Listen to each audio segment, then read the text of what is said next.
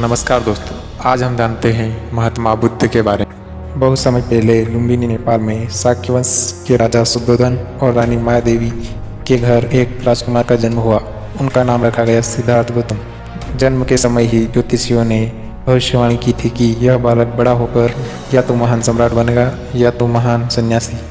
राजा चाहते थे कि उनके पुत्र को कभी दुख न देखना पड़े और राजपाट संभाले, इसलिए उन्होंने सिद्धार्थ को महल में ही सुख सुविधाओं में पालन पोषण किया। सिद्धार्थ का विवाह यशोधरा से हुआ और उन्हें एक पुत्र राहुल भी हुआ। एक दिन सिद्धार्थ रथ पर नगर भ्रमण के लिए निकले। उन्होंने पहली बार 4 अद्भुत दृश्य देखे।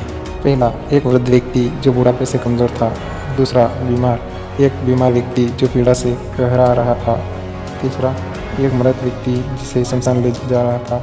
चौथा, एक सन्यासी जिसके चेहरे पर गजब की शांति थी। इन 4 दृश्यों से उन्हें अद्भुत स्मरण हो।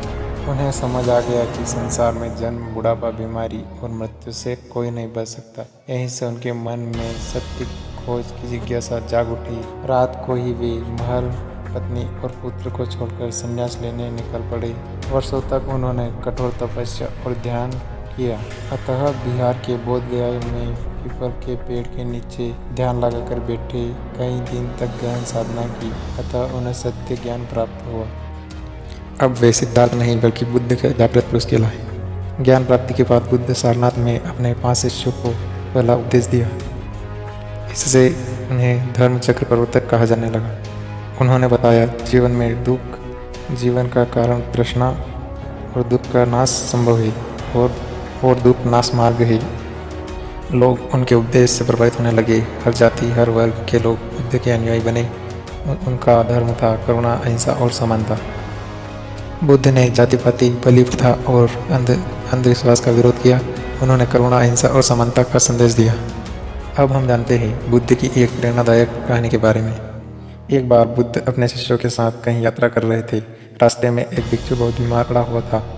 वह इतना कमज़ोर हो चुका था कि उड़ भी नहीं पा रहा था।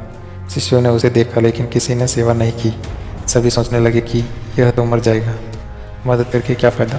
जब बुद्ध वहाँ पहुँचे तो उन्होंने तुरंत भिक्षु को अपने हाथों से उठाया, उससे स्नान कराया, भोजन कराया और उसकी देखभाल की।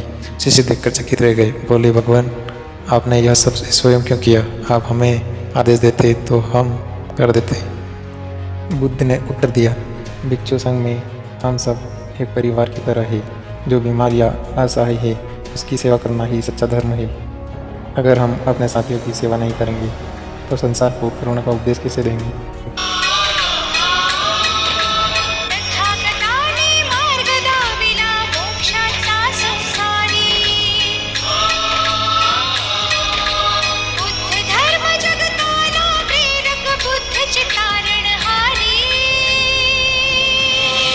बुद्ध की यह कहानी हमें सिखाती है कि सच्चा धर्म दूसरों की सेवा और करुणा में है। जब तक हम दया और मदद करना नहीं सीखते तब तक हमारा ज्ञान अधूरा है। महात्मा बुद्ध 80 वर्ष की आयु में कुशीनगर में अपनी अंतिम सांस ली। उन्होंने अपने शिष्य से कहा, आप दीपो भव, स्वयं अपना दीपक बनो, यानी दूसरों पर निर्भर मत रहो, अपना मार्ग स्वयं खोजो। यही था महात्मा बुद्ध का सबसे बड़ा संदेश। धन्यवाद। अगर वीडियो अच्छा लगे तो लाइक करें और चैनल को सब्सक्राइब करें।